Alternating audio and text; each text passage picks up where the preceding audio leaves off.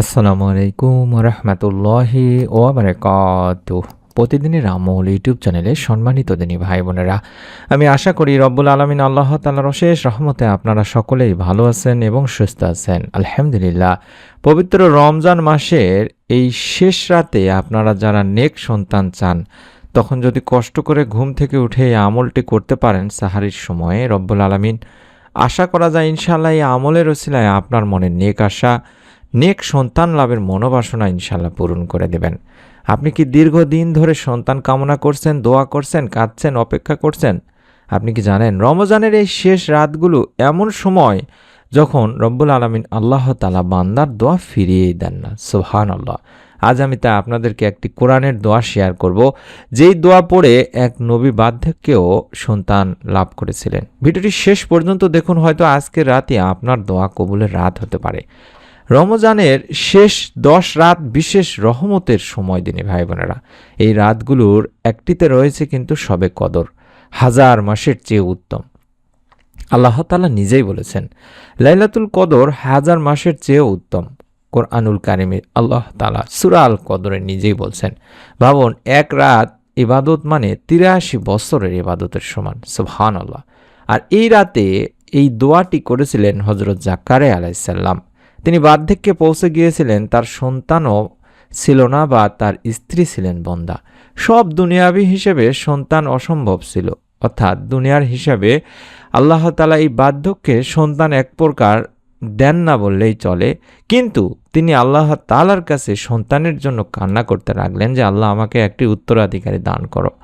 জাকারিয়া আলাইহিস সালাম একদিন দেখলেন মারিয়াম আলাইহিস সালাম যখন তার তত্ত্বাবধানে বাইতুল মুকাদ্দাসে ছিলেন, সেই সময়ে আল্লাহ তাআলা সেই মারিয়াম আলাইহিস সালামকে মৌসুম ছাড়াই ফল দান করেছেন। যেই মৌসুমে যে ফলটা পাওয়া যায় না, সেই মৌসুমে সেই ফলটা তিনি দেখতে পেলেন এবং তার মনেও তখন সন্তান লাভের জন্য সুপ্ত আকাঙ্ক্ষা জেগে উঠলেন।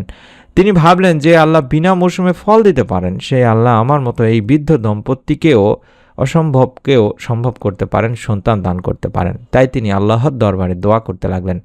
আর যে দোয়াটি তিনি করেছিলেন সেই দোয়াটি আল্লাহ তাআলা কবুল করেছিলেন এবং তার দোয়া কবুল করে কোরআনের বিভিন্ন জায়গায় এই কবুলের কথা উল্লেখ করেছেন প্রমাণ হিসাবে, যাতে করে তার বান্দারাও আল্লাহ তাআলারই কাছে নেক সুন্দর সুস্থ সন্তান কামনা করতে পারেন, কোনো প্রকার অবৈধ অবলম্বন উপায় না করে।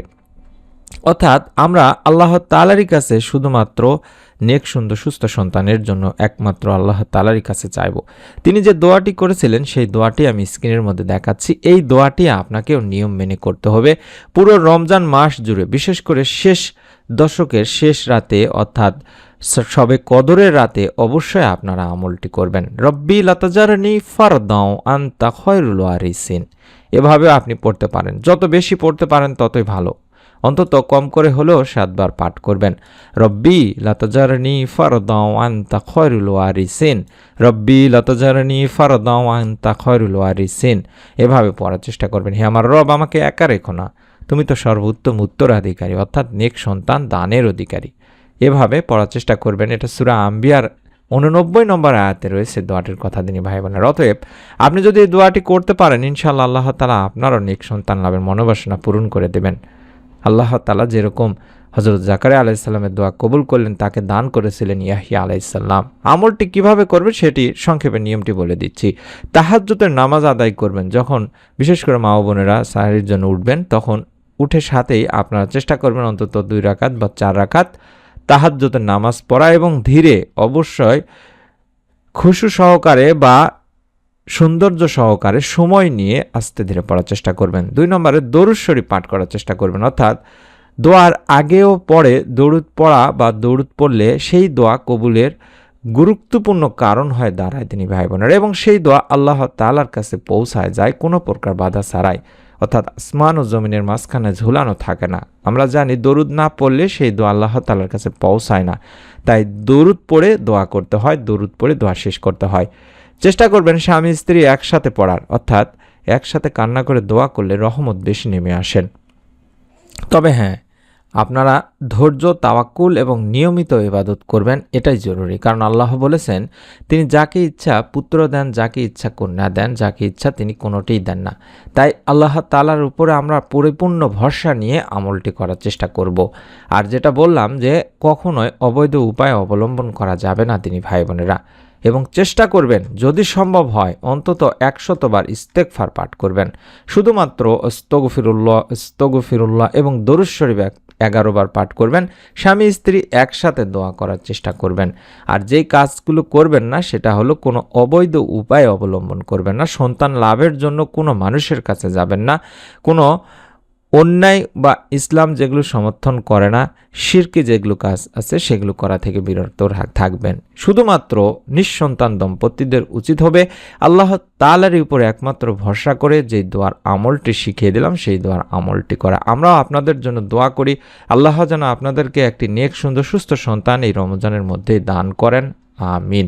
শেষে আপনাদের জন্য দোয়া করব যে কত মা আছেন রাতের অন্ধকারে কাঁদছেন, কত বাবা আছেন নামাজের সিজদায় ফুপিয়ে ফুপিয়ে কাঁদছেন। আল্লাহ রব্বুল আলামিন আপনার কান্না দেখেন, আল্লাহ রব্বুল আলামিন আপনার অপেক্ষা জানেন। হয়তো তিনি আপনাকে আরও বেশি ভালোবাসেন বলেই আপনার জন্য উত্তম জন্য সময় নিচ্ছেন।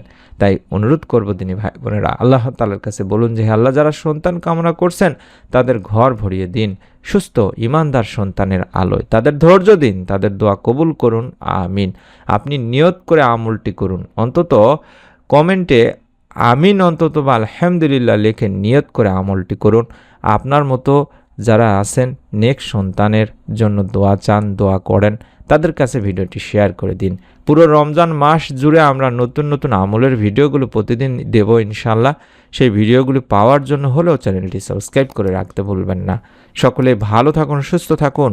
কমেন্ট সেকশন খোলা আছে, প্রত্যেকের জন্য বেশি বেশি করে দোয়া করুন যাতে করে আল্লাহ তাআলা সকলের দোয়া কবুল করে সকলকে একটি নেক, সুন্দর, সুস্থ সন্তান দান করেন, আমিন। আসসালামু আলাইকুম ওয়া রাহমাতুল্লাহি ওয়া বারাকাতুহু।